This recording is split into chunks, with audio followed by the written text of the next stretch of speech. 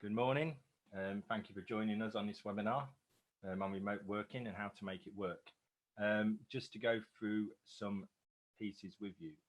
If you have a question, you can ask that and one of the team will get back to you.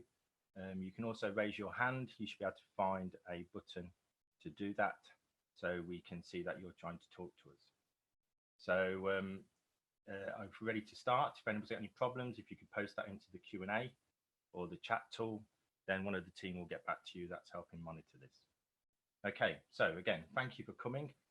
Hopefully this short presentation will give you some insight in how to make remote working work for your business. You know, I'm pretty sure we're all in a position where, you know, it is interesting times. The current situation in the UK and across the world has forced us to think differently about how our business operates and works. We've sort of been pushed into this and we haven't got much choice. If we want to actually move forward, it's an opportunity for all of our businesses to grasp an opportunity. So what are we going to look at? Okay, we're going to start off with a brief introduction as to who I am and why I'm giving this talk.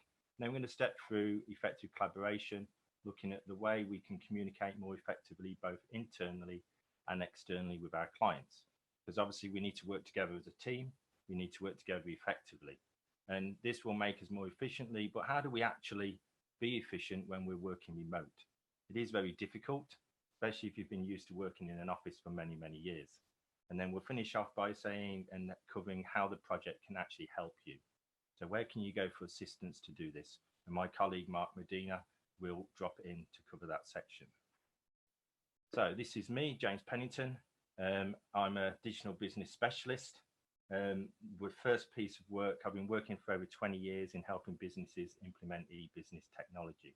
So I'm a consultant, very, very heavily around digital marketing and the analysis side, but obviously delivered training as well.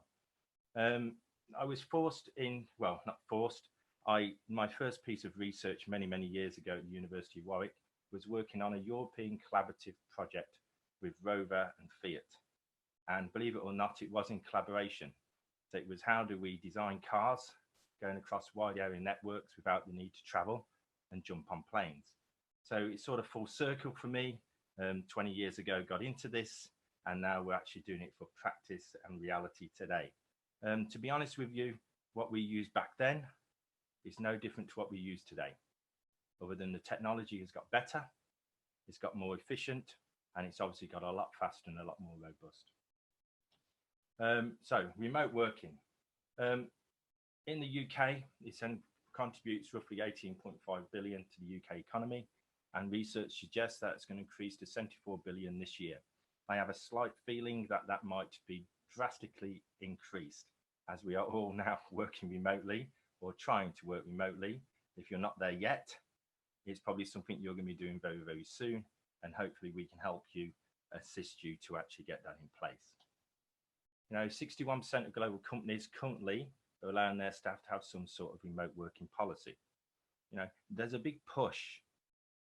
You know, it builds better mental presence, people feel more relaxed, and actually working remotely can have an enormous impact on how effective people are at work. The UK itself, this is from Merchant Savvy. They've got a very good report online, bringing lots of statistics about remote working and the benefits it brings. And the UK itself is actually positioned very well. You know, we have a lot of people who consider it to be a norm, that they expect to work remotely from home, not every day, but some days a week, once or twice. And we're actually, businesses are flexible and have policies in place. So remote working, technology, systems gives us the ability to embrace a global environment, work more effectively across time zones and across international sections, and exploits the internet technology, enable us to work wherever we want to and as quickly as we want to. So coronavirus, we can't not cover that. 4% of businesses can facilitate their entire workforce working from home. That's where we were last year from the research that was carried out by Income's data.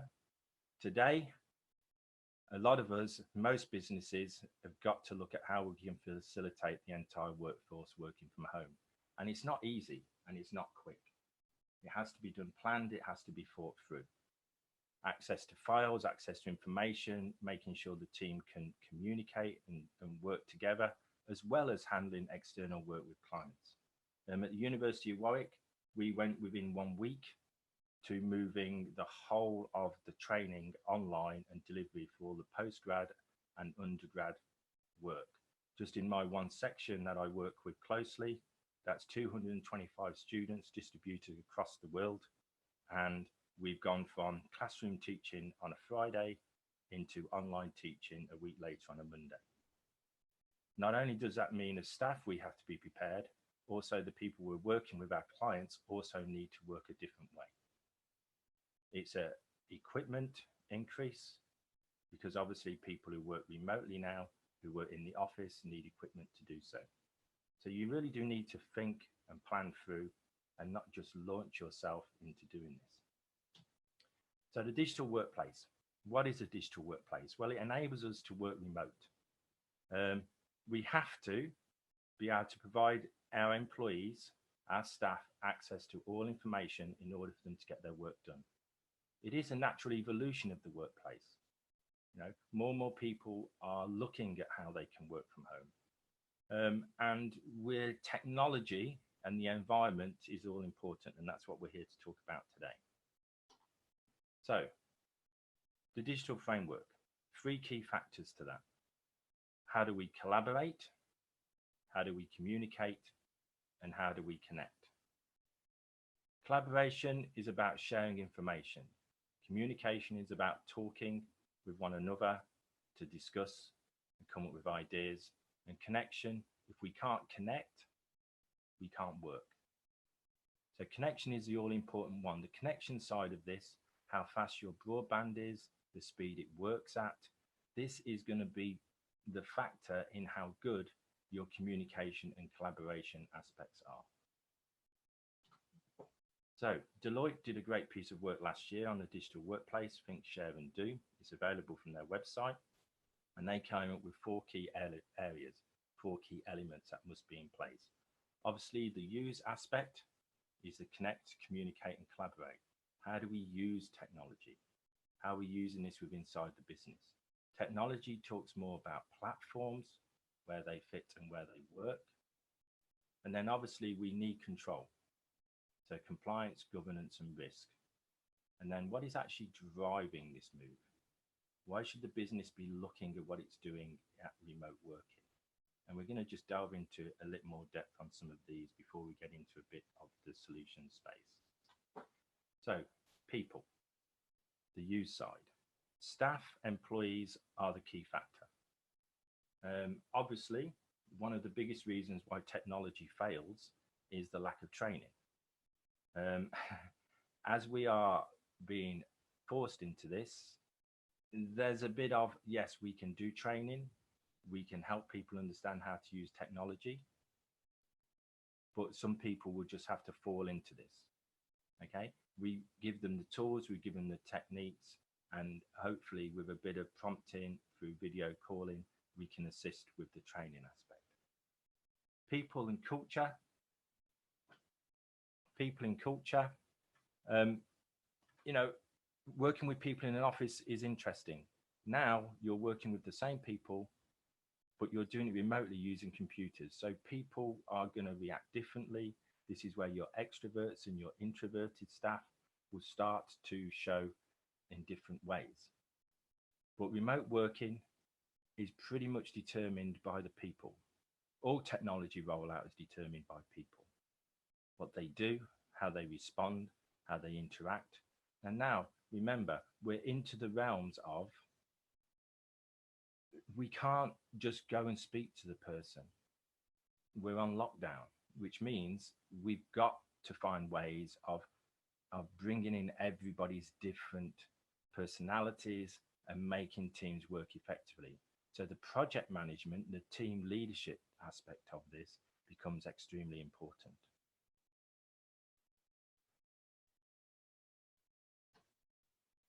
Technology, well, technology is already there.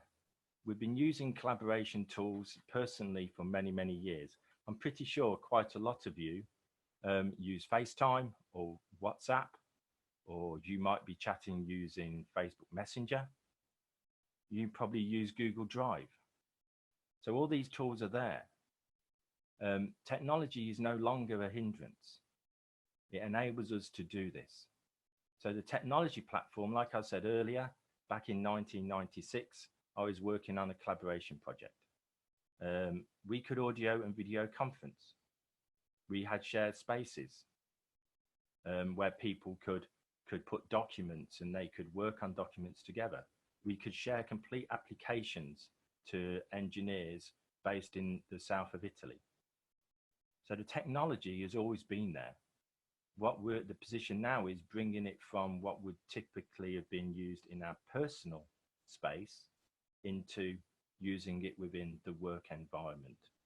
The key part of collaborative working is adopting the right tools. I put a post on LinkedIn yesterday, and somebody from the university contacted me in regards what tools would I recommend for collaborative working. Obviously, the university at Warwick has gone down the route to Microsoft Teams, but the clients they're working with want to use Skype for Business, they want to use Zoom, and we can't have this mishmash of technologies.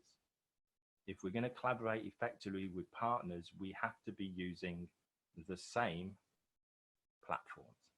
And we'll come on to what some of those are in a short while.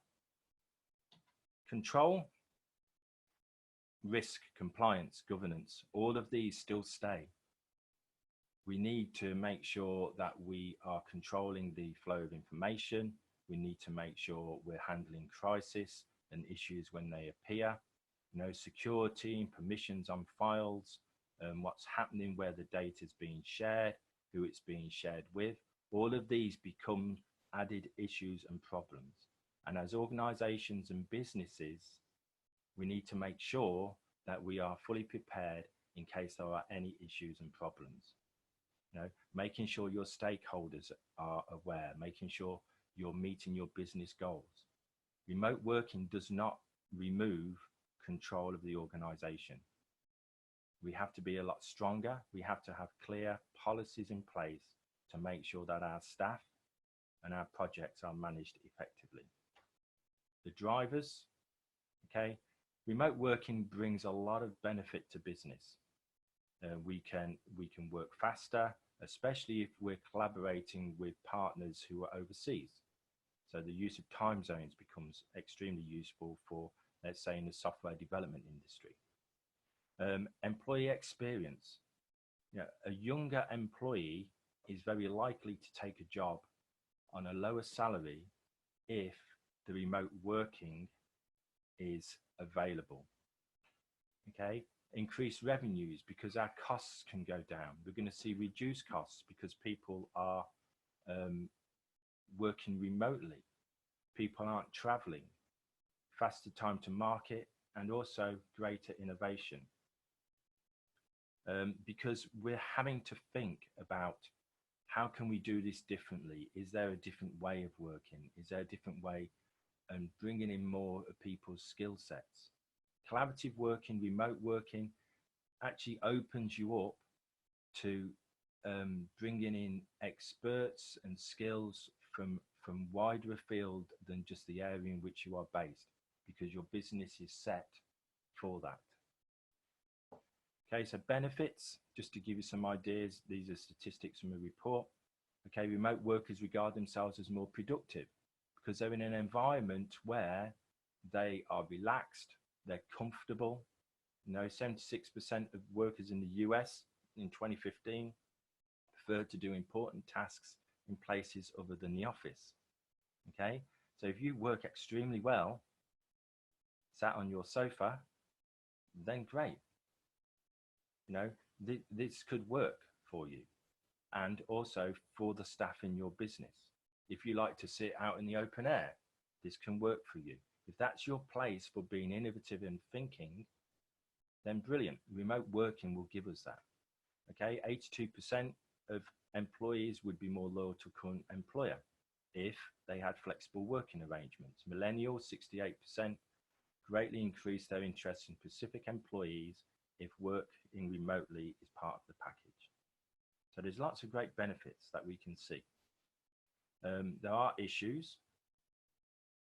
32%, excuse me, felt that working remotely meant they could not switch off in their personal time, because your office is, in my instance, my office is 5-6 steps from my bedroom.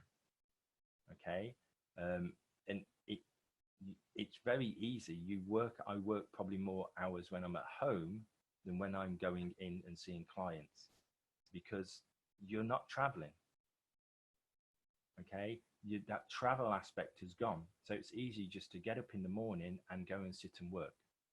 Okay, however, 19% of remote workers say they struggle with loneliness when working remotely. And this is probably going to be one of the biggest issues we're going to see at this current time, because it's not just a case of the person is remote from the office. The person is effectively isolated. And if they are in a house or a flat on their own, they're in complete isolation from everybody else. So that can, and that has to be managed in order to keep those people engaged, keep their mental status at a good place. Well-being wise, okay, 50% number of work days lost to workplace stress. 77 people say that working from home has improved their overall health and well-being. We're putting people in a relaxed, comfortable environment where they can work effectively, they don't feel stressed and pressured.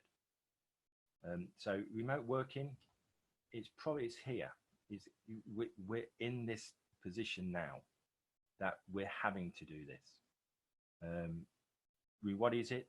Geographically dispersed teams, distributed teams, remote workers, different locations, using video, voice, and conference services to collaborate. Now, I'm going to split this in internal and external communication.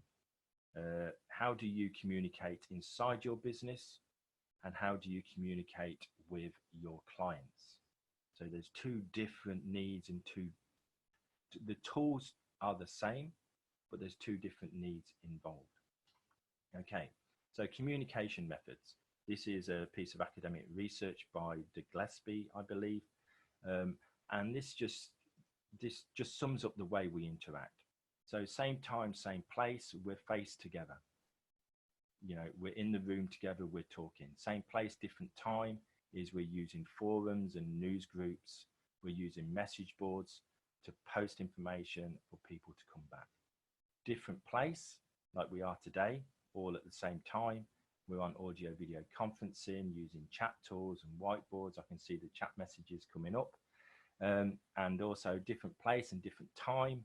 Okay, workflow and email. Now, email is a collaboration tool. Whether we like it or not, most of us use email to collaborate. We send an email out to 5 people and they all have their response back, and it comes back to us. We have to sit and collate everybody's input and then create another document to send it out to get people's input. That is collaboration. Whether it's good collaboration and effective collaboration is a question, whereas we've got tools today which enable us to author documents, co-create documents at the same time. So we can all have our input and collate one document instead of this round robin email that everybody fills in. Tool selection.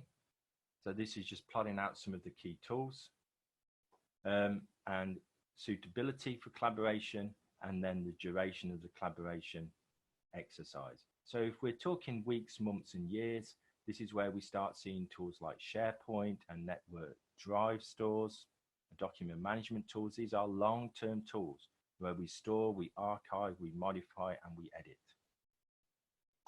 For quick instant, we've got phone, instant messaging, video conferencing. These can be minutes long, they can be hours long. Email spans across minutes to weeks. So picking the right tool in your collaboration, in your remote working, in your team working, extremely important. We need all of these. We need somewhere to store information. We need somewhere where we can access information. But we also need to be able to communicate and talk.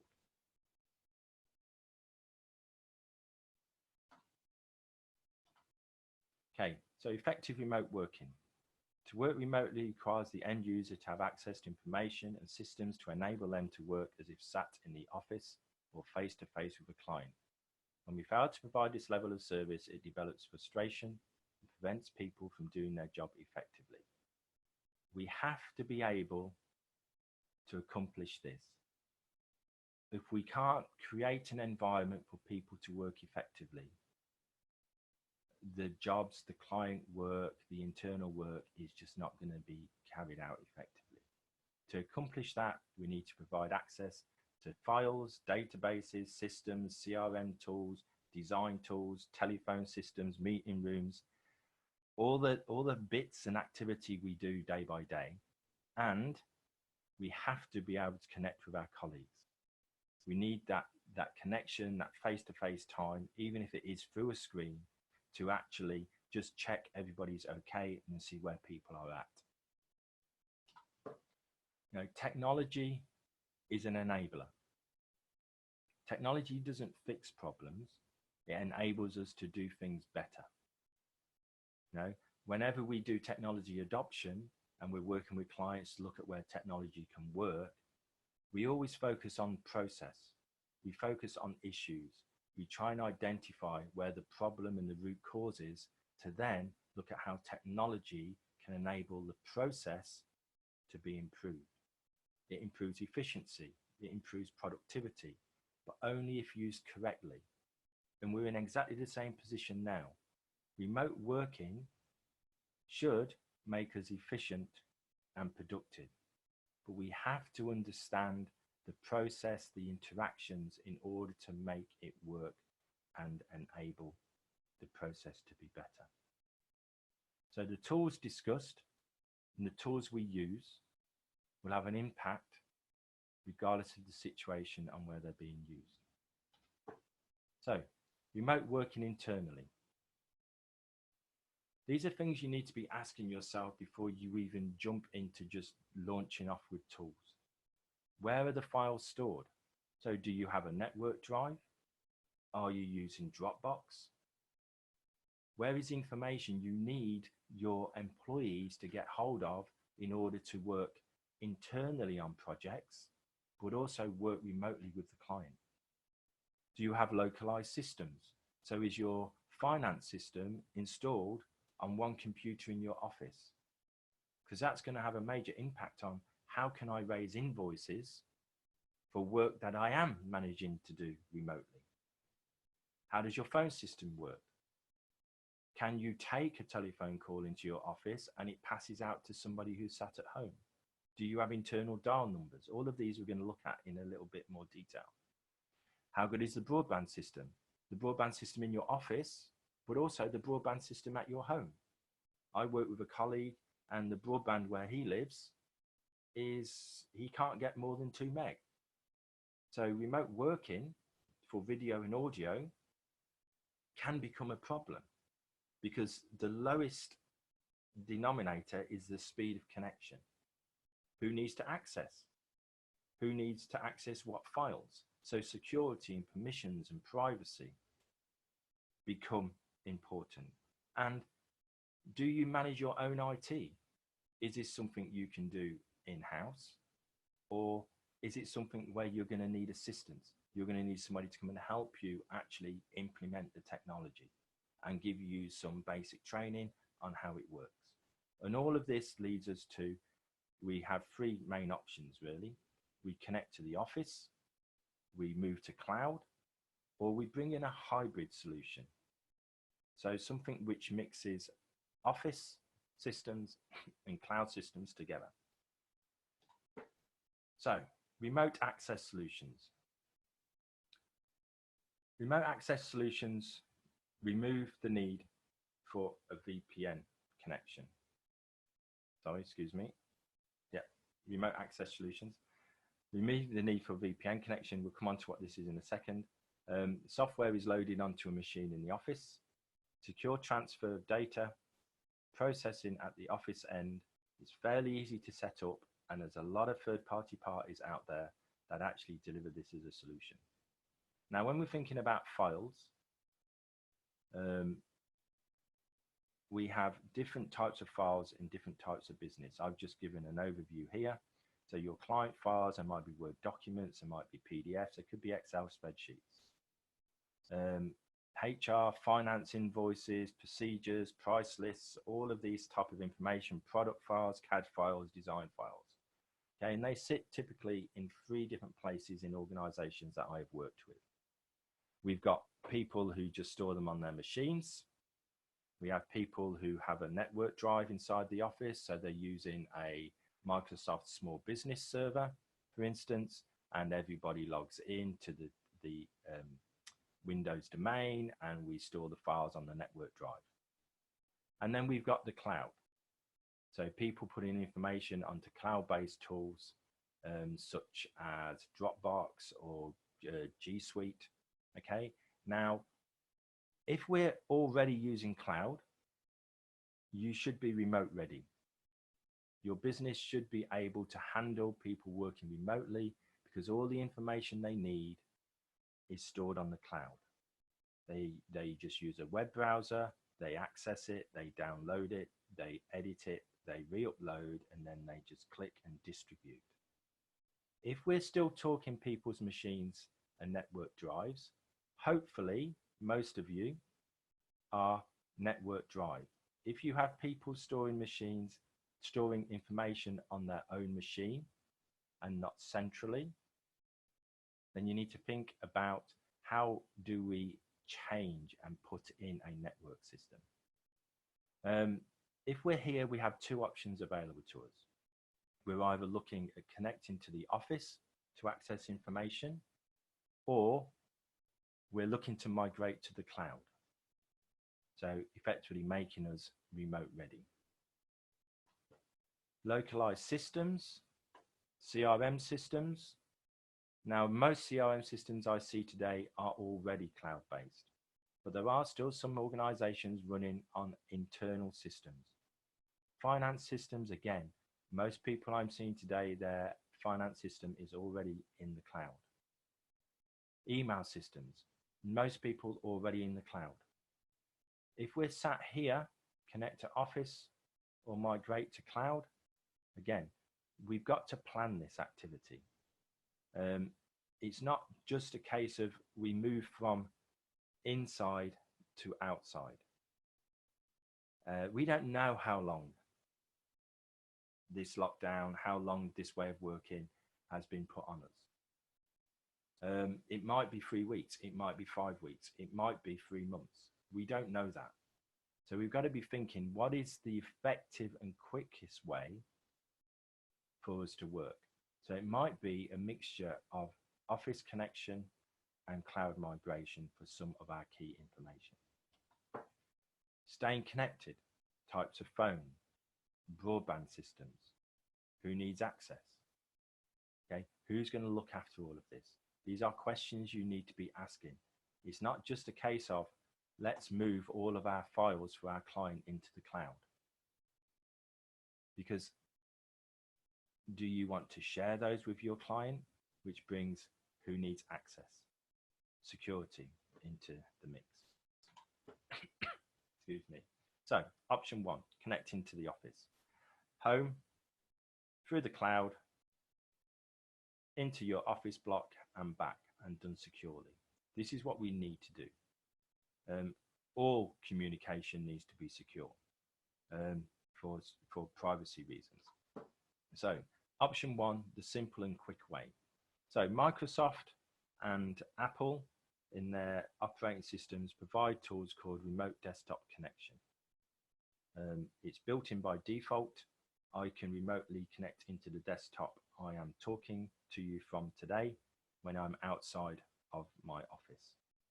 It's very easy to implement. It logs you onto the machine that you're connecting to, and it means you now have access to all files and printers connected to that remote machine and also the local machine. Speed, again, your broadband has a big part to play in this.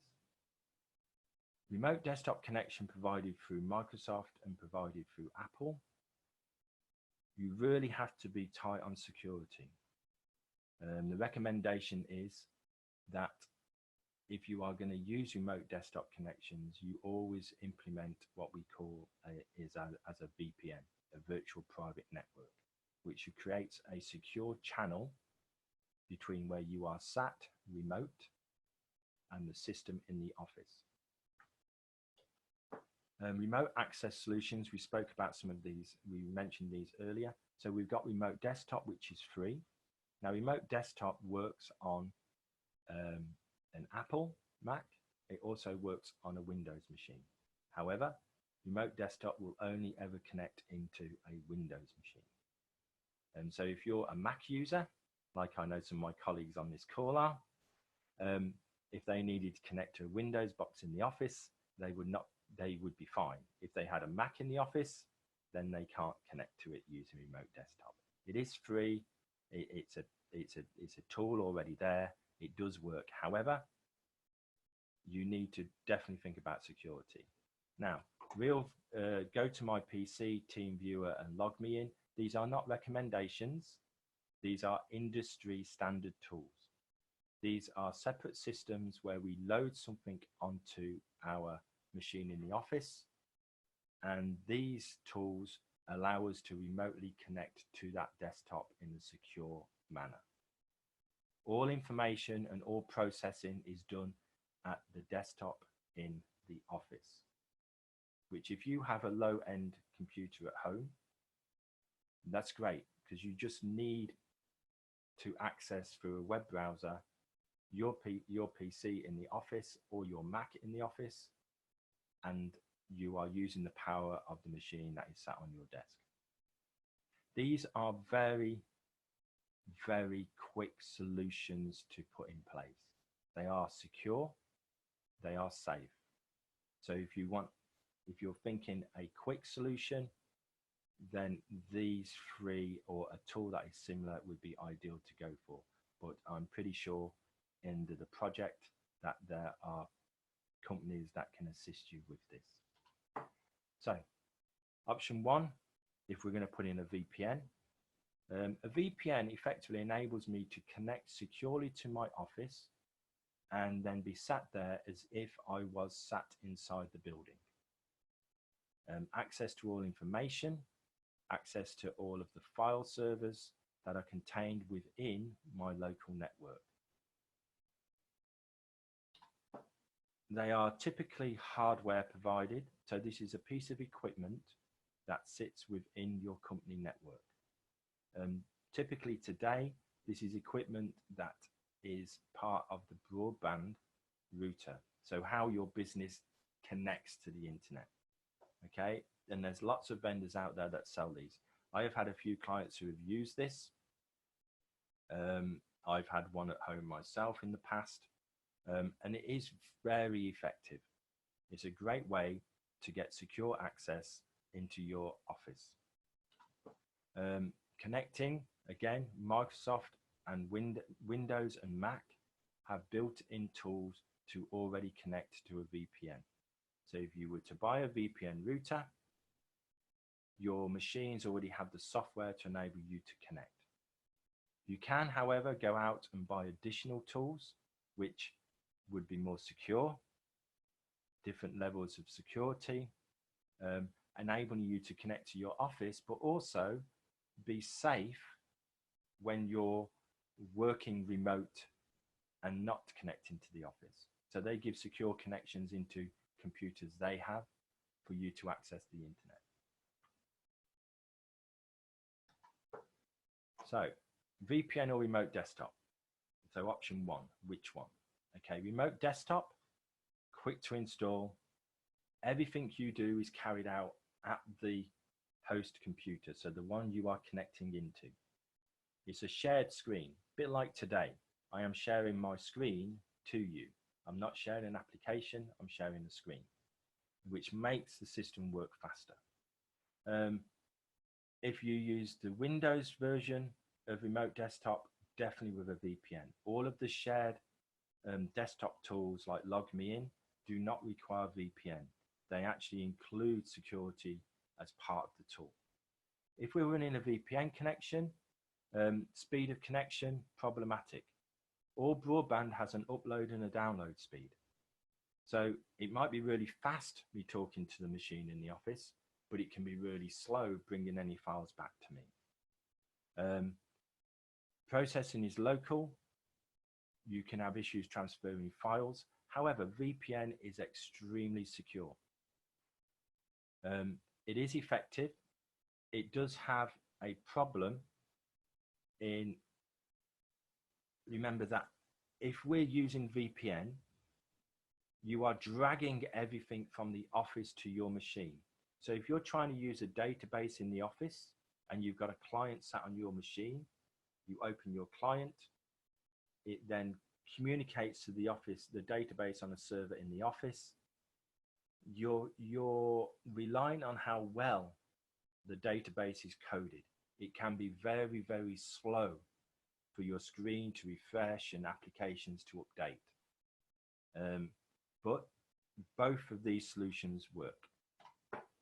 Option 2, so that's option 1, using remote desktop connecting into your office. So you can use systems that are localized on machines. So if your Sage system is loaded on one of your computers and you need to raise those invoices, it's not cloud-based, you could VPN, start up Sage remotely or remote desktop, and then work as if you were sat on your machine in the office. So option 2, migrate to the cloud. Okay, so cloud computing, I'm sure you've all heard of this, and we have 3 types. We have infrastructure, platform, and software. Infrastructure is if I just give you the plot of land. What you do on that plot of land is up to you. You are building an infrastructure.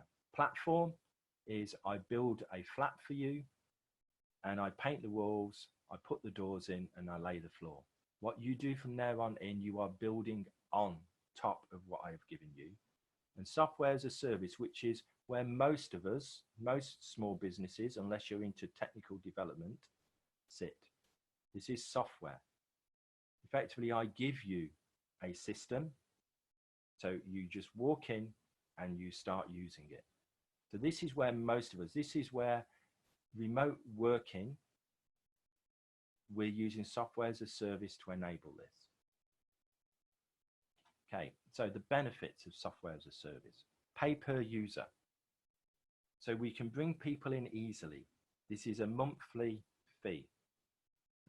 If I need an extra person to do some marketing or do some CRM work, I can pay for another license. And that person might be with me for 2 months, and then that person goes. I then stop the extra payment. Accessible from any location. So anywhere in the world, from multiple devices, phones, tablets, computers, can access. Updates are automated. Updating the software is now the responsibility of the company you are paying to provide the service, the piece of software.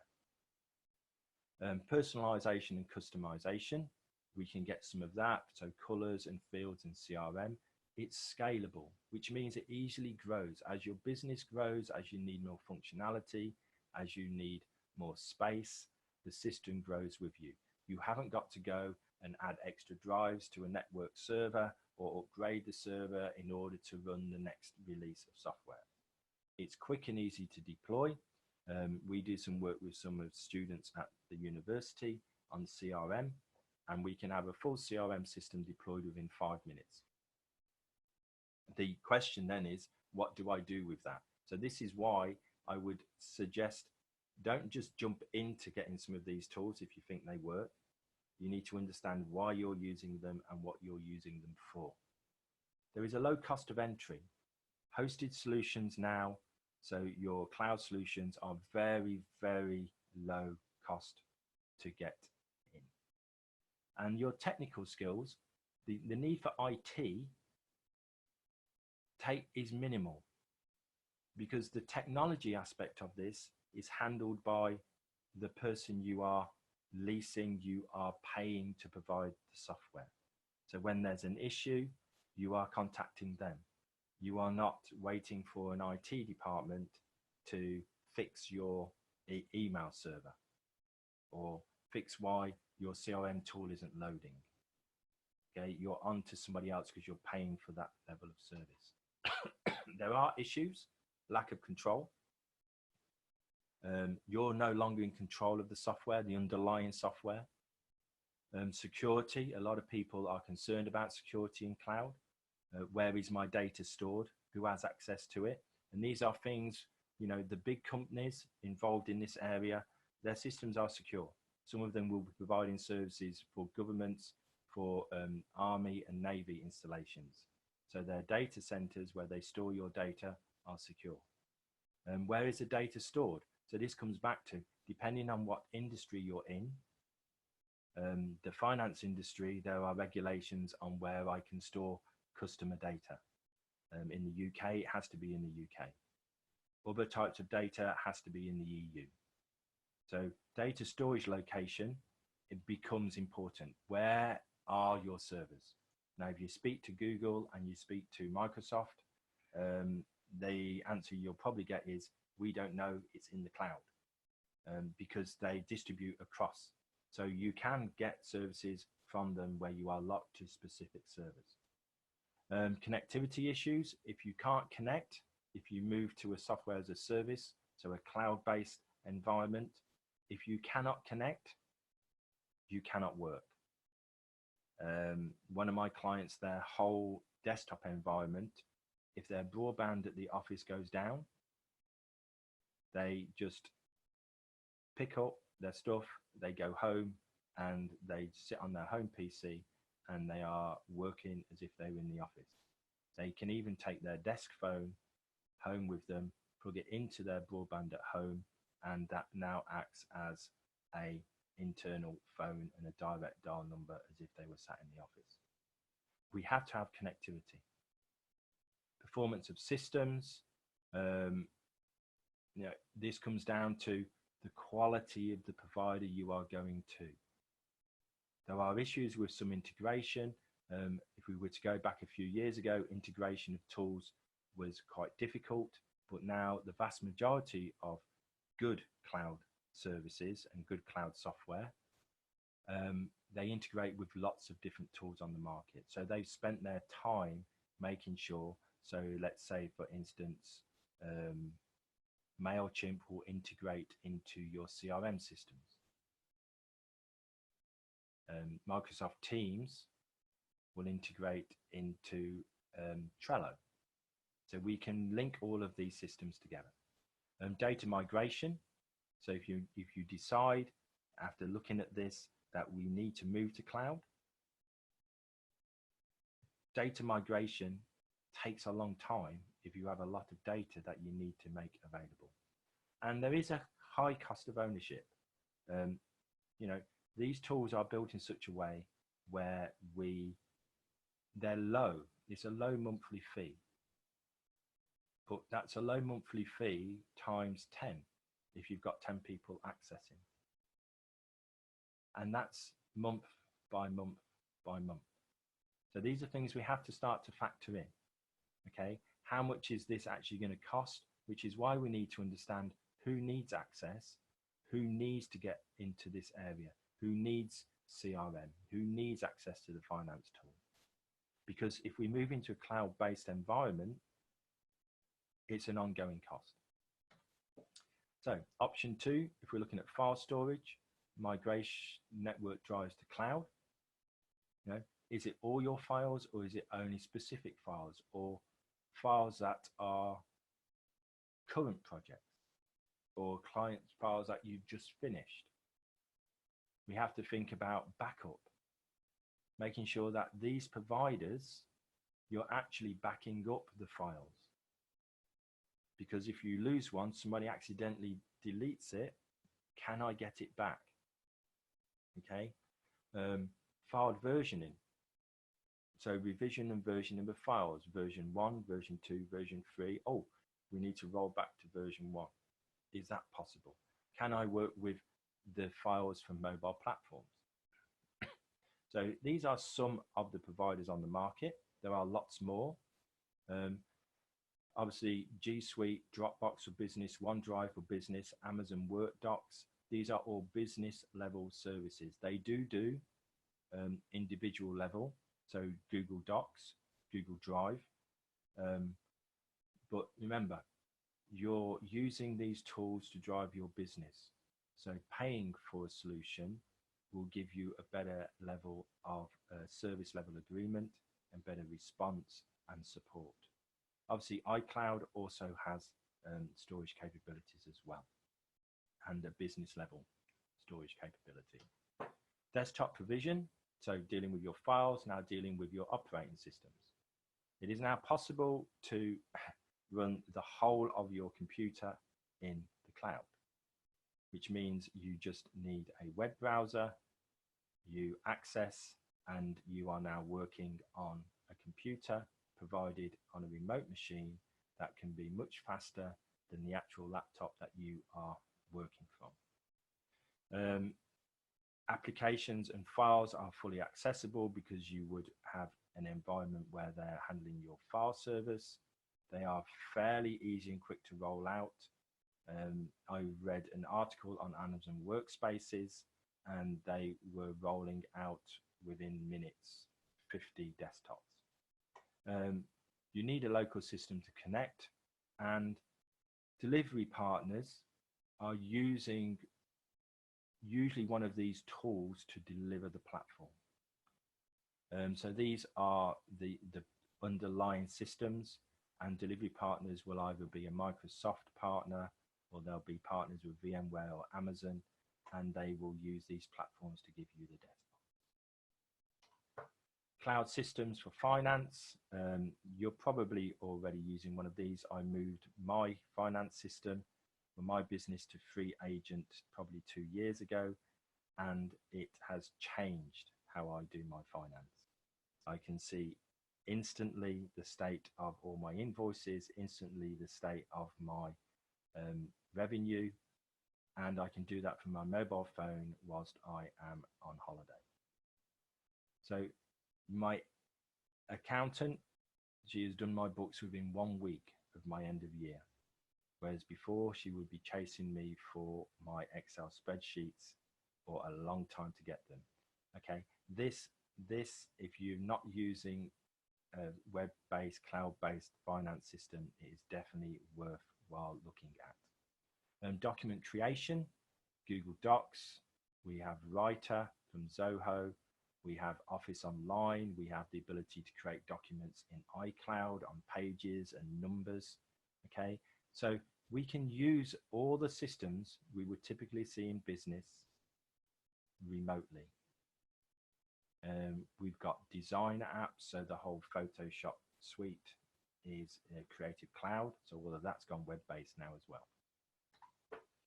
Communication, internal and external. Okay, now there are multiple options that people use to communicate. We've got FaceTime, WhatsApp, Skype for business, Zoom, Microsoft Teams. Okay, the key one here is what we choose has to be unified. We cannot call somebody from FaceTime who's using WhatsApp or Skype or Zoom. So it is platform dependent. So picking a tool that your staff are comfortable using. Chat, text-based, presence, online, active and busy. This is an advantage that comes in through remote working because we have presence. So I can see if you are online.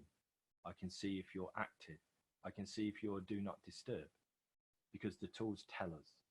And obviously communication, audio and video, if you want to see people. Piece of research must have collaboration features when we're trying to collaborate. So we're trying to create documents, we're trying to actually work. So we're beyond just the talking and keeping in touch stage. Chat messaging, document management, file sharing and activity. These are the 4 things that people pulled out. Quite interestingly, video was not one of them. I think if we're talking, and this in the research I did many years ago, exactly the same. We needed to be able to chat, we needed to be able to talk, but the need to see somebody was only at the start of the meeting. And once we were into discussion, it sort of disappeared. However, if you're trying to interview somebody, video is extremely important. So integrated suites, where we have access to all of this. This came out the same piece of research, that, you know, where we're going from one tool to another to do something, it becomes a hindrance. And if we think back, the key part to making remote working work is people. If I make it too difficult, people all of a sudden, they become negative to what is happening. So if we can get integrated suites which do all of this, and then bolt into our document stores, bolt in our project management tools, we have the ability to bring all the information together. Remember, we said earlier, collaborative working is about having access to all the information when we need it, at the point we need it in a meeting. So the ability to collaborate and share, so documents, applications, you know, I'm collaborating and sharing with you right now, because this is PowerPoint running here, being shown to you. And the ability to record activity.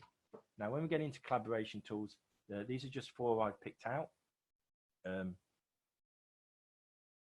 Ring Central is what we're using for this, which is very good. Very impressed with how well it works. And then we've got some other tools. So Microsoft Teams is what the university have decided we're going to use to work with the students and work internally at the university. There are some downsides to Microsoft Teams. It works extremely well. The main one is the people view on video that I've found at the moment. Then we have tools where Zoom, which is extremely good. Zoom have a free offering. Cisco have a free offering, which limits you to a 40-minute call and 100 participants. Somebody contacted me a couple of days ago. They're a training company and they're going to use Zoom, which is interesting, as I'm sure their training courses last longer than 40 minutes. Microsoft Teams, if you have an Office 365 license, Microsoft Teams should be in your bundle. So it's probably already available to you. If you do not have Microsoft Office 365 licenses, then you can get a free version of Microsoft Teams that allows you to communicate and collaborate. The key one here is whatever you decide for your internal communication, everybody in your business communicates using the same tool, because the tools won't talk to each other. Project management doesn't disappear with remote working. It probably becomes extremely more important. So tracking your project progress, how people are doing with tasks, and in distributed teams, it becomes essential. It does bring in lots of complexity, but we have to be able to manage it. So we have varying different levels of complexity. If simple project management tools, Trello is excellent at this. Jira, Asana, and Basecamp, we're now stepping up the level of complexity in what we can actually do in the tool. But don't forget managing your projects. Communication. So that's option 2, moving to cloud. It should be planned. Identify what it is you need, identify what systems need to go and what data, and also who needs access.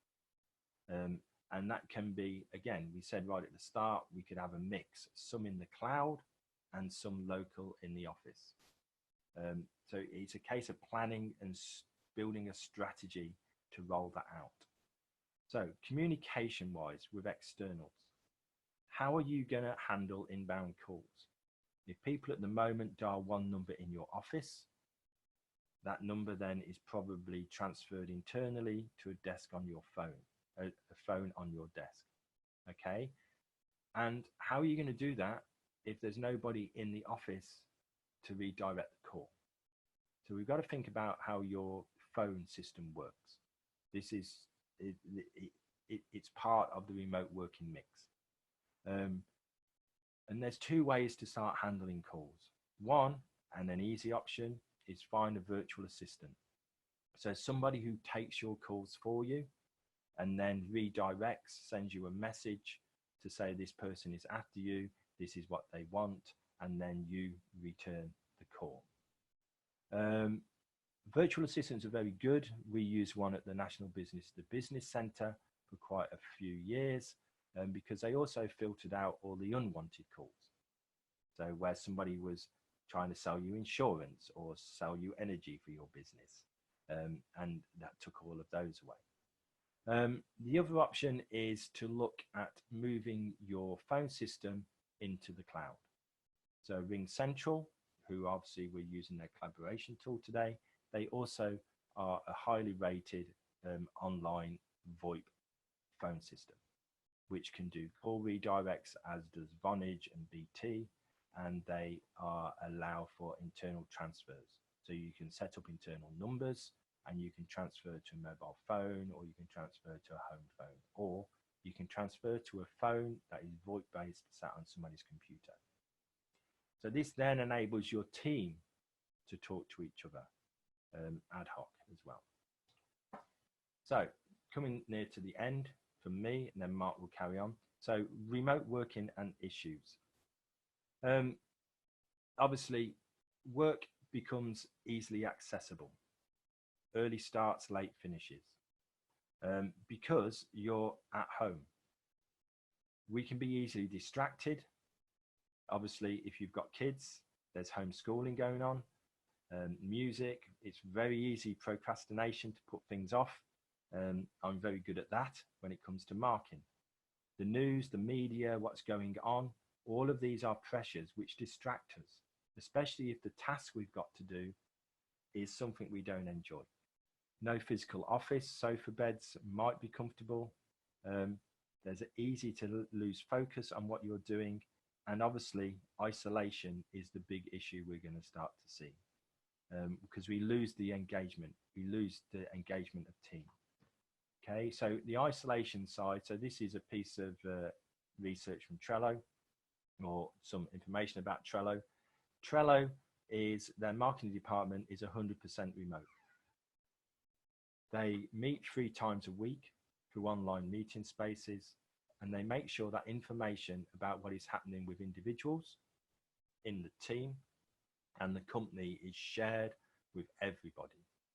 So people don't feel left out, people don't miss. Now, one of the biggest issues in most companies is communication of information. So this is probably quite a major change for everybody anyway, if we're thinking we need to keep people engaged in what we're doing. They have noticed that, you know, team individual attention. So making sure you're connecting with people regular and speaking to them to make sure they're okay and how things are. A lot of companies, regular meetings just to chat. I know Winning Moves have a regular meeting just to chat. They have a morning hug. I've got a meeting this afternoon with all the students, and we're just going to talk to them online, no work, just to socialize and just make sure everybody's okay. So it's finding ways to be social, but in an online world. There are people, there was a national pub quiz went out the other day, where I think Thursday night, lots of people took part in a pub quiz online. So all of these type of things I've seen on LinkedIn, wear a hat to work day. Okay, so people are trying to think of creative things just to bring the social aspect together. Work is easily accessible. Okay, so set working hours. Okay, you know, working segments or flexibility. This is down to you to do that. How do I best work? Create task lists.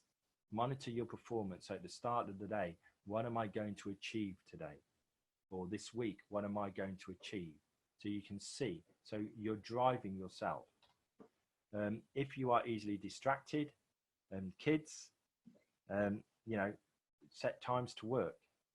If your children are old enough, establish rules. If the door is shut, I'm on a call, or I'm working, or I'm collaborating. Okay, designate a space.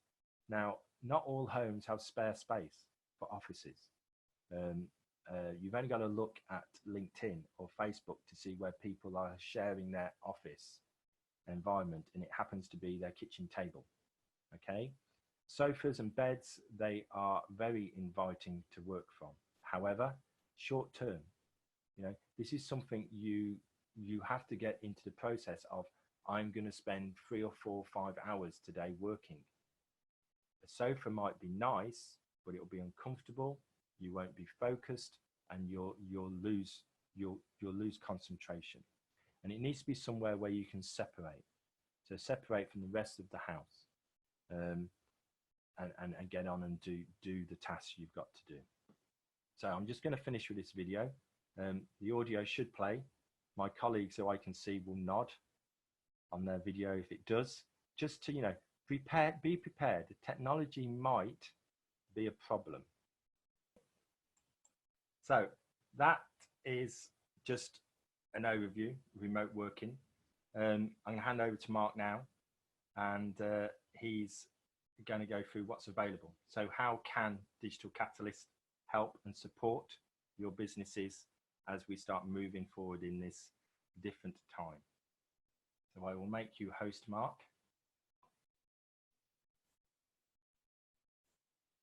Okay, has that worked okay? Yeah, brilliant, thanks then. Okay, brilliant. Thank you very much, James, for that excellent presentation and some really useful insights there. Obviously, made sure I didn't leave myself muted, given the last video. That's a great way to finish.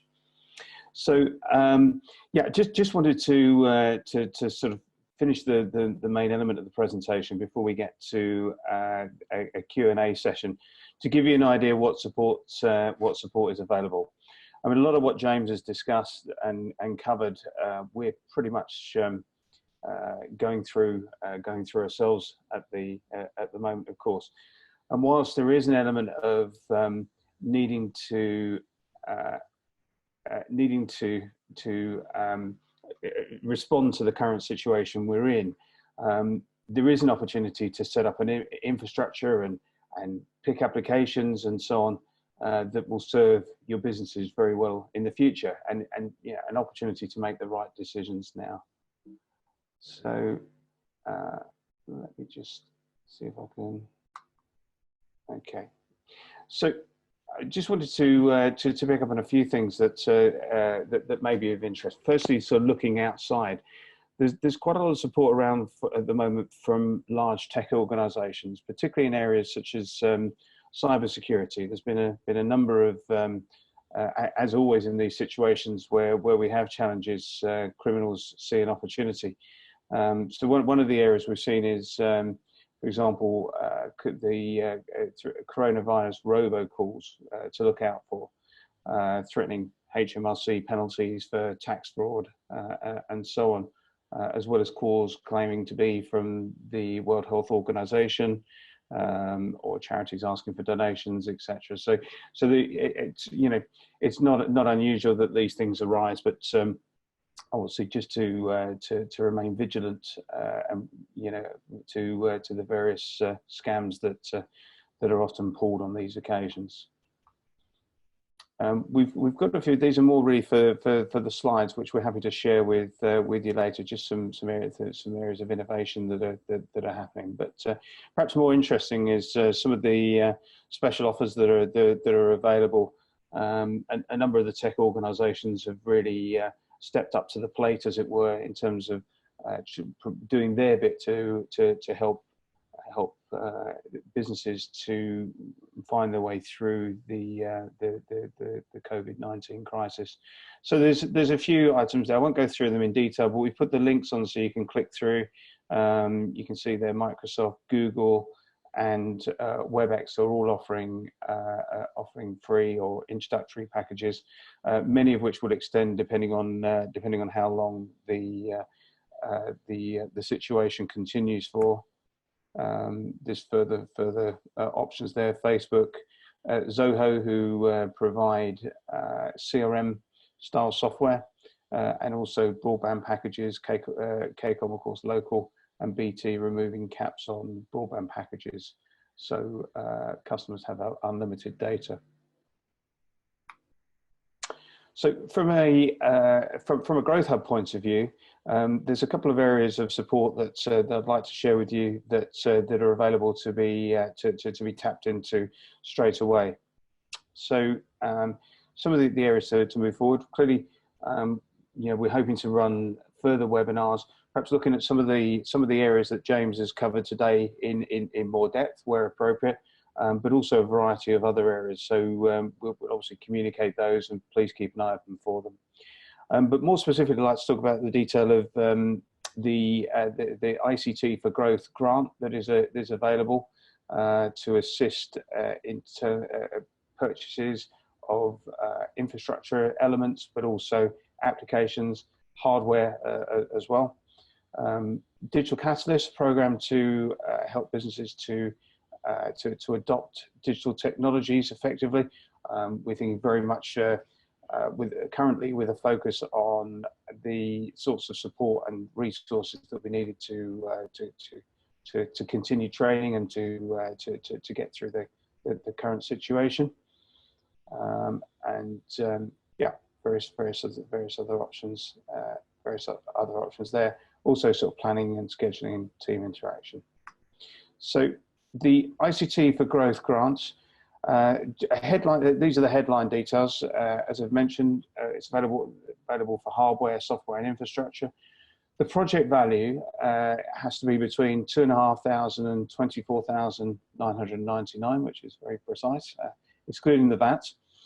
But grants are available for 40% of that. So you can see an example there which clearly sets out how much you can claim. So if you're looking to buy, for example, a couple of laptops and they come to 2,500, the grant is available of £1,000 to offset against the cost of that. Grant payments are made in arrears, so after the purchases have been made, and some element of invoice and proof of payment is required. What I would say is the application process for this has been accelerated. So I know the ICT for Growth team are looking to try and turn around applications within a 2-week period, and that again is very much in response to current situation. So hopefully a very useful opportunity to help make a contribution to the financial infrastructure and investments that are needed at this point. Just put the telephone number for inquiry details about the grant, and also there's a web link there which you can click on to get a little bit more information. In terms of Digital Catalyst, it's a program when moves are actually delivering. How can that help you to overcome challenges? So it is very wide-ranging normally, but our focus currently, as I say, is very much on helping to in areas that are needed right now, so such as remote working, focus on security, areas such as continuing to be able to trade, communicate with customers, and so on. What I would say is I think everything that James covered through his presentation we can help with. So whilst a lot of technologies now are a lot easier to adopt than they might have been in the past, so you can literally you can more or less plug and play, which is obviously a big improvement from previous. From a business perspective, clearly you need to make the right decisions, understand the ongoing costs, but really look at what's right for you now, and what's right for you going forward. And we have technical specialists who can help you do that. We can get involved very, very quickly and help you to design and decide, as well as then perhaps, we've mentioned the grants, then help perhaps tap into grants then to think, right, okay, here's a contribution to putting that plan into practice. So areas that we can help with, clearly technologies that could add value that will help most in the current crisis. We can help you look at which options offer value for money today and into the future, and which offer the highest return on investment. What are the knock-on changes? So often, as with any change, there are knock-on activities or knock-on effects that need to be addressed. We can help you with that.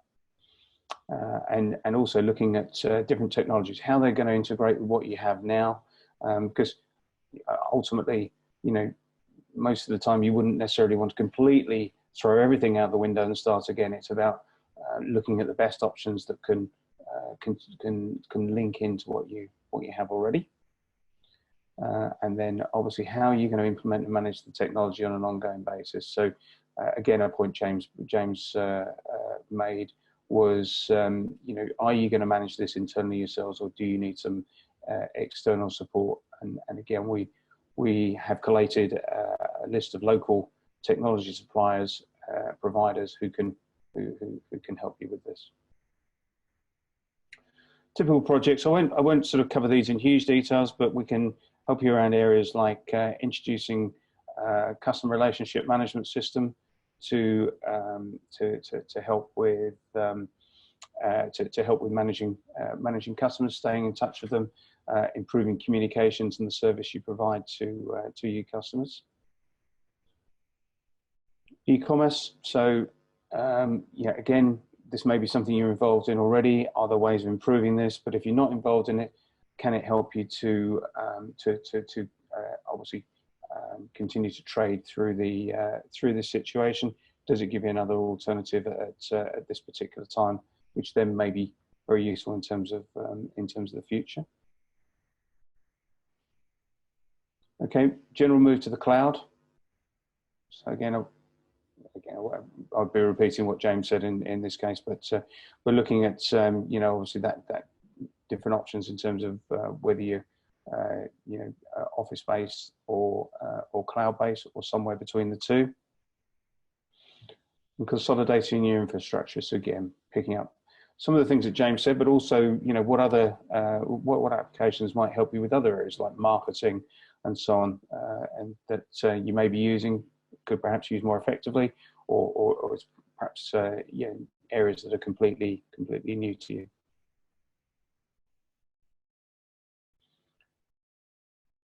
I think some of the reasons to get involved, clearly there is current circumstances do create an impetus to do that. But I think the team we've got can have broad experience and can cut through a lot of the sort of trial and error and get you to the right solution quickly and most effectively.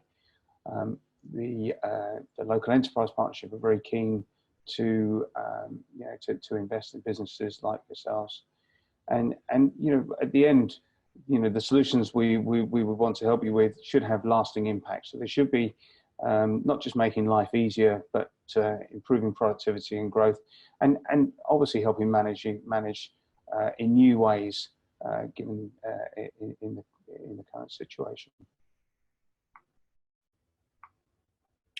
Okay, for digital catalyst assistance, just put some information there. We've got telephone number, email, and web link. Please do contact us. We're very keen to help, and we can move pretty quickly to assist and to help with getting some of these things moving very fast. So we've got a few question and answers which we'll look to answer. Very keen to get everybody's feedback, your feedback in terms of how you found the session today. Clearly, normally we would look to be running face-to-face events, so there'll be naturally more webinars over the coming period. So keen to know if you found it useful, if there's areas we can improve on, and I guess areas of assistance either through the events or through one-to-one support that we can help. So I'm going to hopefully initiate a quick poll using this. So hopefully you're going to now see some questions arising. Yep. Okay. So we're just going to give a couple of minutes. It should be fairly straightforward, just to go through and provide your feedback if you would. Be very, very grateful. And then we'll finish up with questions and answers.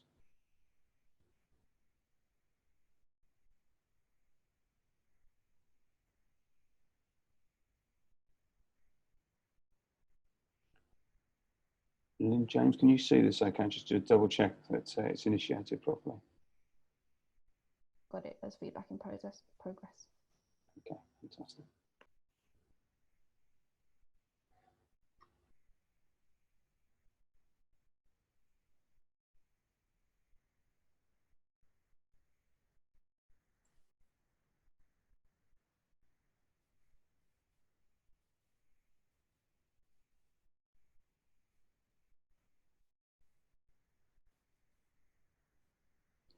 I see quite a few responses coming in. Many thanks.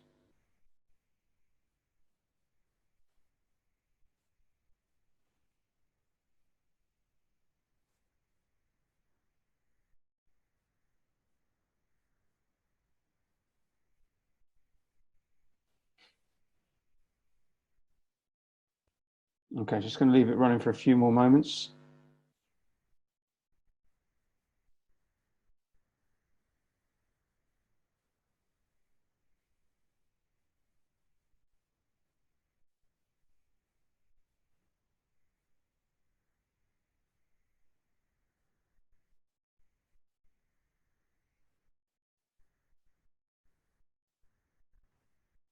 Okay, I think we've got quite a few coming in.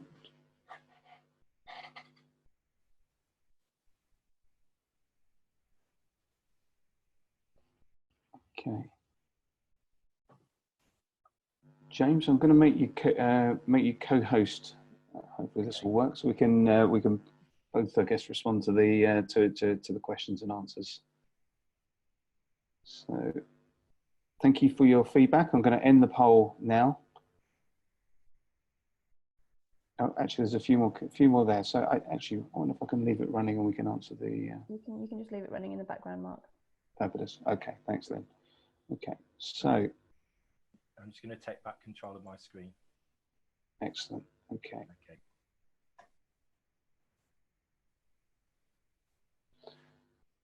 Okay. Okay, I'll leave that running in the poll running in the background. Okay. So question. Oh, I've got 2 questions at the moment. excellent. Okay. Mohammed, I'll answer it live. So the question is, just as we are witnessing the death of the high street, do you think remote working will completely replace certain job roles within organisations? If yes, do you think it would reduce resource allocation for certain job roles? Good question, Mohammed. I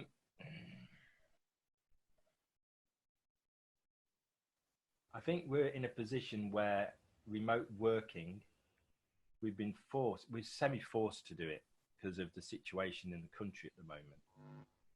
I think it's going to have a major change afterwards. Now we've given people the flexibility to show we can actually do it when we're not inside the office. So I think we're going to see the change in the way businesses move forward once we're semi back to some level of normality. The death of the high street is always a good debating question. Is the internet killing the high street? I think it's having a major impact on what's happening on the high street, and the high street businesses probably need to think about how do we change and modify our business model in order to bring people back to that environment. Will we see change in job roles? I think we possibly will. But we shouldn't see, it's very easy to see technology as something that we can use to reduce jobs, whereas we should see it as something to improve the way the business works and then reallocate and use the skills somewhere else to develop and innovate and change the organization.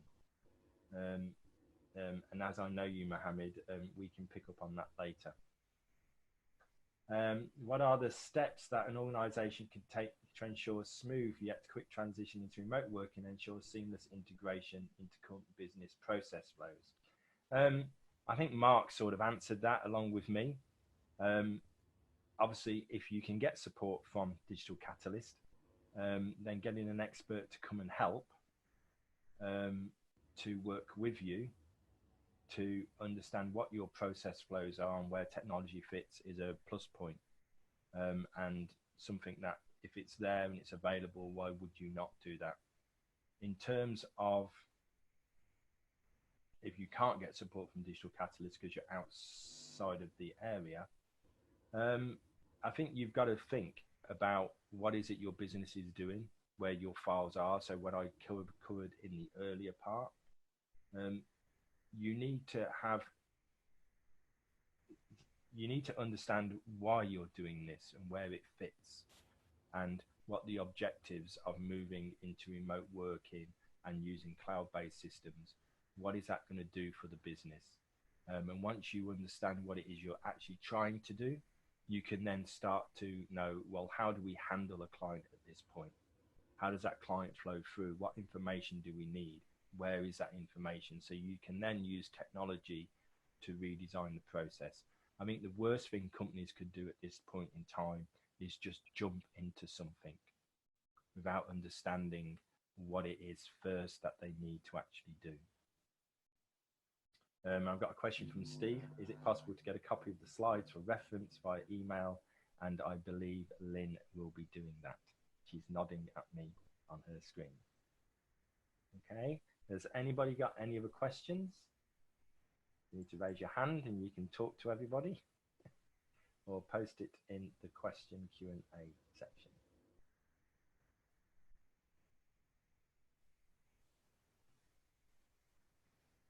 Anybody? Give you a minute or two to either post something or raise your hand.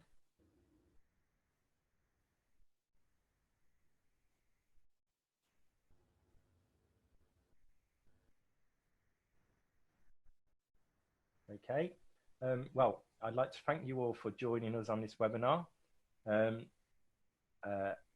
Hopefully you've all taken something away. Don't underestimate the level of support that you can get through Digital Catalyst.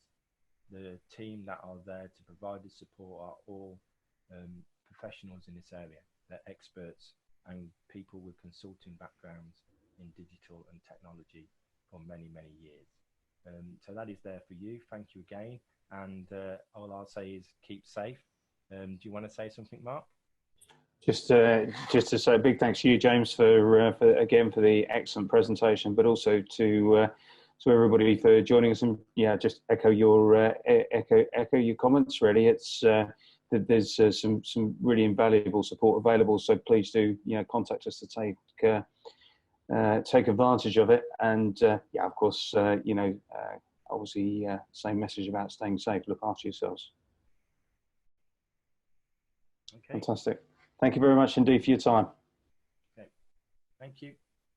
Thanks a lot. Take care.